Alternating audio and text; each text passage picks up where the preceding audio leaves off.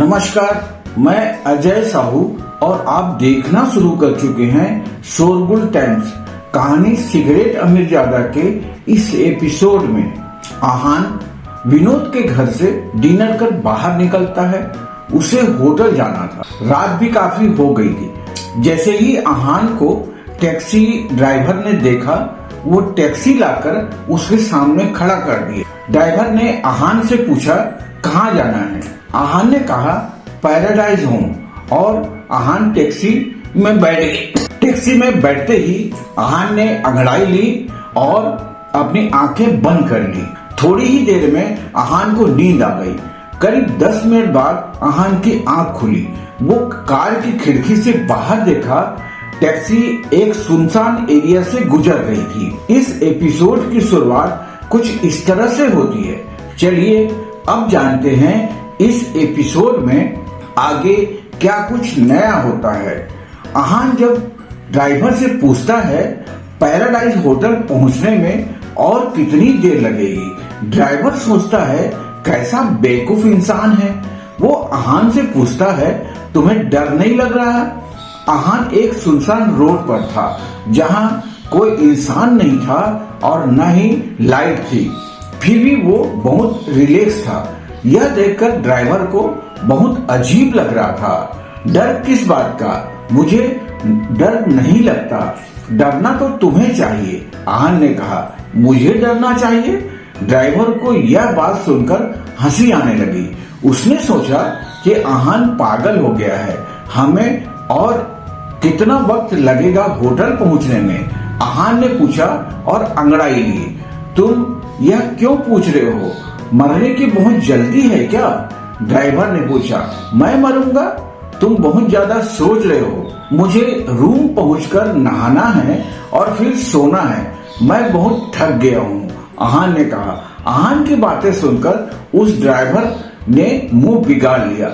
वो सोच रहा था कि आहान सच में इतना बेवकूफ है कि उसे समझ नहीं आ रहा है कि उसके साथ क्या हो रहा है, या फिर वो सिर्फ न डरने का नाटक कर रहा है। ड्राइवर को मुंह बिगाड़ते देखकर आहान ने उससे पूछा, तुम्हें मधु आंटी ने भेजा है ना? आहान को मनाली आए कुछ दिन ही हुए थे और इस बीच उसने ज्यादा लोगों से बातचीत नहीं की थी। स्टेशन वाले 2 लोग उसके साथ ऐसा नहीं कर सकते थे। कबीर और भाविक उससे पहले ही घबराए हुए थे, इसलिए वो इतनी जल्दी कोई कदम नहीं उठाएंगे। अश्विन की कमजोर कड़ी आहान के हाथ में थी, इसलिए वो भी ऐसा नहीं करने वाला था। बाकी बची मधु। मधु इतनी घमंडी और नकचड़ी थी कि वो कुछ भी करने से पहले सोचती नहीं थी। आहान ने अंदाजा लगाया कि डाइनिंग टेबल से जाने के बाद मधु ने उसे उस आदमी को फोन किया होगा। यह उनके घर के बाहर उसका इंतजार कर रहा होगा और जैसे ही उसे आहान दिखा, वो टैक्सी लेकर आ गया। तुम क्या बोल रहे हो? मुझे कुछ समझ नहीं आ रहा, ड्राइवर ने उसे गुस्से में देखते हुए कहा। आहान ने उसे नजरअंदाज किया और मुस्कुराने लगा।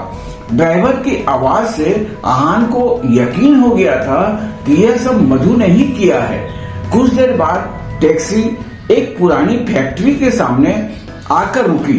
वहां 8-10 लड़के थे जो ड्राइवर का इंतजार कर रहे थे। ड्राइवर गाड़ी से उतरा और उन लड़कों के पास गया। तुम उसे ले आए? एक लड़के ने पूछा। उसके बाल पीले थे और वो उस ग्रुप का लीडर लग रहा था। हाँ, वो गाड़ी में बैठा है, ड्राइवर ने कहा। बाहर निकालो उसे, उसी लड़के ने कहा। तभी एक जोर से धड़ाम की आवाज आई। बैक। टैक्सी का दरवाजा उड़कर 10 मीटर दूर जाकर गिरा। सब लड़के बहुत डर गए। कुछ तो ऐसे कांप रहे थे जैसे उन्होंने कोई भूत देख लिया हो। तभी आहान बहुत कैजुअली टैक्सी से उतरा और सब लड़कों को देखने लगा। फिर उसने मुस्कुराते हुए कहा, सॉरी, थोड़ी ज्यादा ताकत लग गई ना, मैं अपनी पावर कंट्रोल नहीं कर पाया। उन लड़कों को समझ नहीं आ रहा था वो इस बात का क्या जवाब दे। अगर आहान की ताकत से कार का दरवाजा टूटकर इतना दूर जाकर गिर सकता है तो उन लड़कों का क्या करता। आहान उन लड़कों को ऐसे देखकर डिसअपॉइंट हो गया। उसने सोचा नहीं था कि वो लड़के इतना डरपोक होंगे कि आहान से कुछ भी नहीं कहेंगे। अगर तुम लोगों को कुछ बोलना नहीं है तो मैं बोल देता हूँ। मैं जानता हूँ यह सब मधु का किया हुआ है, आहान ने कहा। सब और भी ज्यादा डर गए। आहान यह भी जानता था कि यह किसने किया है। इसका मतलब था कि आहान कोई साधारण आदमी नहीं था। देखो, मैं सब जानता हूँ।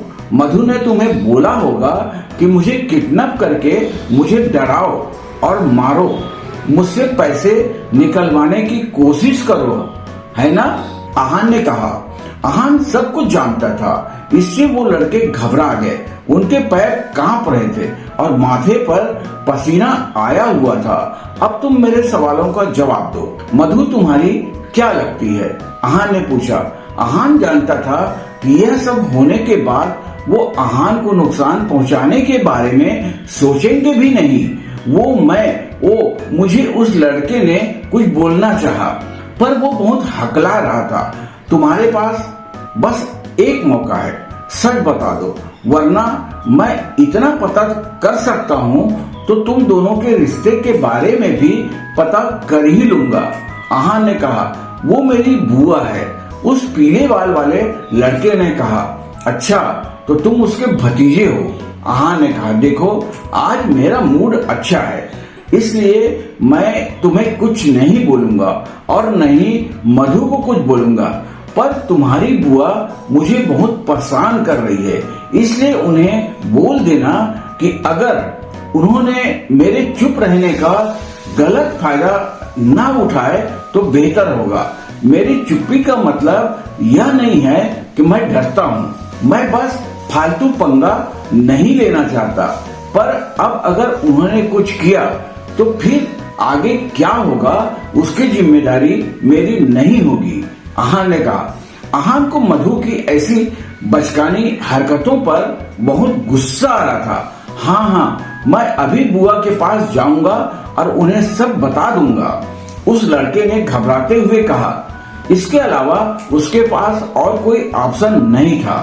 आहान सब जानता था कि उनको किसने और क्यों भेजा था। इसके अलावा उसने कार का दरवाजा भी एक हाथ से तोड़ दिया था। अब यहाँ से दफा हो जाओ, आहान ने कहा। सब लोग वहाँ से डर कर जाने लगे। तभी आहान चिल्लाया, रुको। इसके बाद उसने उस ड्राइवर के कंधे पर हाथ रखा।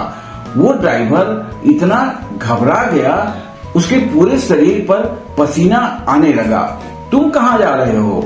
आहान ने उससे कहा। यह सुनकर उस ड्राइवर के दिल की धड़कन बढ़ गई। उसे लगा कि आहान को वहीं लाया था, इसलिए आहान उसे माफ नहीं करेगा। मतलब? ड्राइवर ने डरते हुए कहा।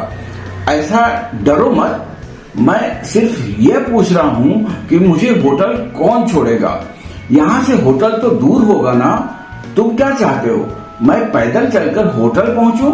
आहान ने कहा। आहान को सबको ऐसे डरा हुआ देखकर बहुत हंसी आ रही थी। इसके बाद ड्राइवर चुपचाप टैक्सी में बैठा और आहान को उसके होटल ड्रॉप कर दिया। आहान के जाने के बाद उस लड़के ने मधु को कॉल किया। उसने मधु को सारी बात बताई।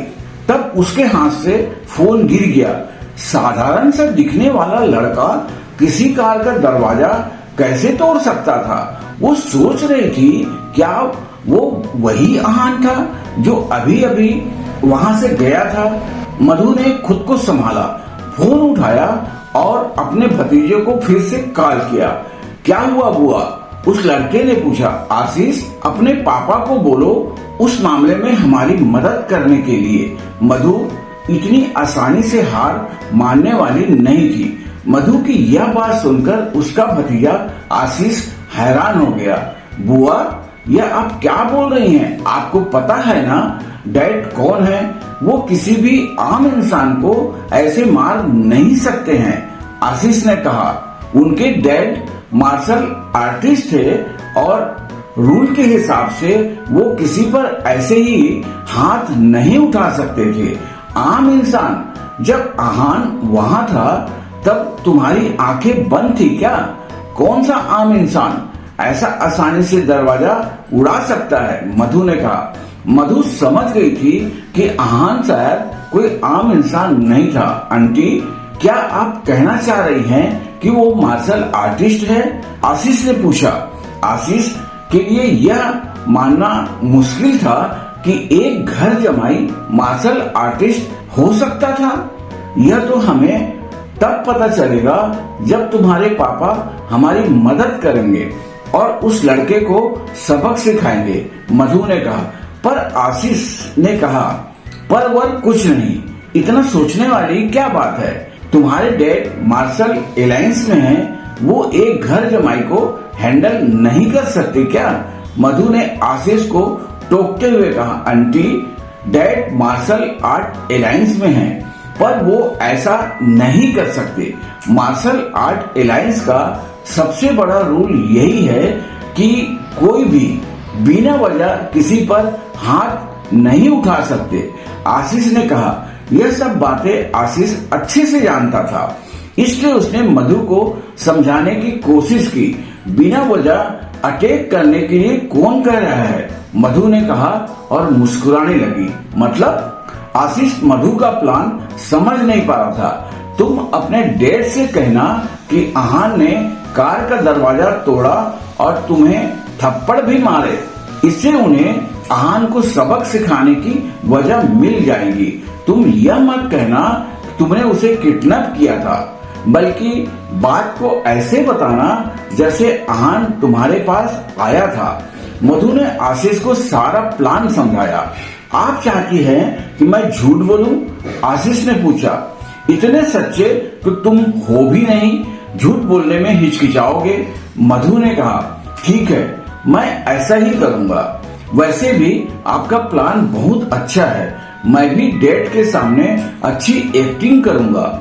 आशीष ने कहा। हाँ, अगर तुमने मेरा यह काम कर दिया तो कीर्ति से कहकर मैं तुम्हें उनके दोस्तों से इंट्रोड्यूस कराऊंगी, मधु ने कहा। यस यस बुआ। आशीष खुश हो गया। कीर्ति की फ्रेंड बहुत खूबसूरत थी, इसलिए आशीष को उनसे मिलने की बहुत एक्साइटमेंट हो रही थी। उधर भाविक और कबीर भी आहान की आइडेंटिटी को लेकर परेशान थे। भाविक ने आहान के बारे में इंफॉर्मेशन निकलवाई थी। भाविक कबीर के पास आया और बोला, व्हाट द हेल, इस बार हमसे बहुत बड़ी गलती हो गई, we made a mistake. Bhavik ने डॉक्यूमेंट पटकते हुए कहा। कबीर का दिल जोर से धड़कने लगा। यह तुम क्या कह रहे हो? ऐसा नहीं हो सकता, उस लड़के का कुछ तो बैकग्राउंड है। कबीर ने कहा। हाँ है ना, वो एक घर जमाई है, वो यूजलेस नालायक जो हमें डरा कर गया एक मामूली सा घर जमाई है। भाविक ने गुस्से में कहा। क्या तुम इस बात को लेकर श्योर हो? कबीर ने पूछा।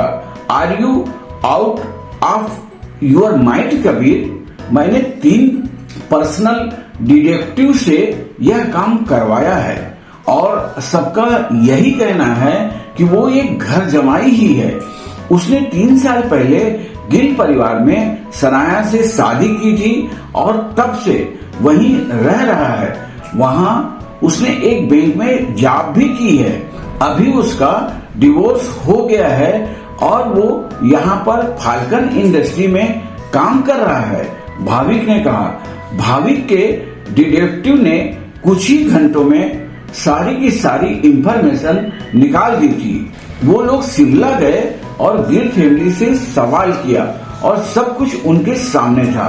मुझे अभी भी विश्वास नहीं हो रहा है, कबीर ने कहा। अभी भी उसे दाल में कुछ काला लग रहा था। अगर आहान सिर्फ एक घर जमाई था तो वो रक्षित भाटिया को कैसे जानता था? रक्षित की पर्सनालिटी सब जानते थे। वो किसी ऐसे को दोस्त नहीं बनाता जो इतना गिरा हुआ हो कि घर जमाई बनकर रहे। भाविक, कुछ तो गड़बड़ है। तुम्हें जो इन्फॉर्मेशन मिली है वो सिर्फ 3 साल की है। इससे पहले के बारे में तो हमें कुछ पता नहीं है। यह पैदा कहाँ हुआ, शिमला आने से पहले ये कहाँ रहता था, यह सब हम नहीं जानते हैं। कबीर ने कहा, तुम्हें यह सब क्यों जानना है? वो सिर्फ एक घर जमाई है जिसके आगे हम दोनों बेवकूफों की तरह झुक गए। भाविक ने कहा, भाविक तुम मेरी एक बात मानोगे? कबीर ने पूछा।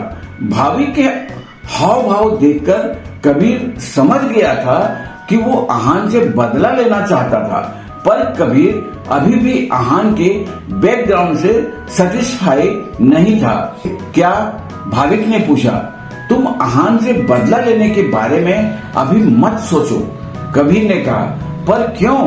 तुम उनके सामने क्यों झुकना चाहते हो? भाविक ने पूछा। भाविक को समझ नहीं आ रहा था कि कबीर इतना क्यों घबरा रहा है।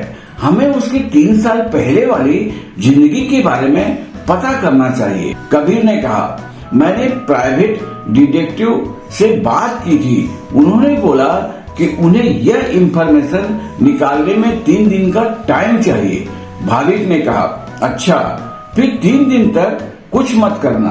कबीर ने कहा, ठीक है, तुम बोल रहे हो तो मैं कुछ नहीं करूंगा, पर सारी इंफॉर्मेशन निकलने के बाद मैं उसे नहीं छोड़ूंगा और तुम्हें मेरा साथ देना होगा। भाविक ने कहा, भाविक अभी के लिए तुम शांत हो जाओ। कबीर ने कहा, मुझे यह नहीं समझ आ रहा कि तुम्हें क्यों लग रहा है वो जैसा दिख रहा है वैसा है नहीं। क्या 3 डिटेक्टिव झूठ बोल रहे हैं? भाविक ने कहा, मैं यह नहीं कह रहा कि डिटेक्टिव झूठ बोल रहे हैं, पर कुछ तो है जो हमसे छूट रहा है।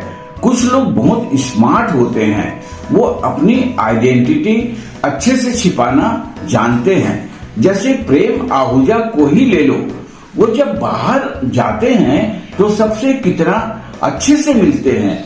कोई यह मान सकेगा कि वो इतने खतरनाक और बड़े आदमी हैं? वैसा ही कुछ सीन मुझे आहान का लग रहा है। कबीर ने कहा, क्या कबीर और भाविक आहान के सच तक पहुंच पाएंगे? आगे जानने के लिए बने रहिए हमारे चैनल शोरगुल टाइम के साथ। बस इसी के साथ यह एपिसोड भी यहीं पर समाप्त होता है। इस एपिसोड को आगे बढ़ाते हुए कल फिर मुलाकात होगी। आज के लिए बस इतना ही। अब हमें कल तक के लिए इजाजत दीजिए। नमस्कार, धन्यवाद।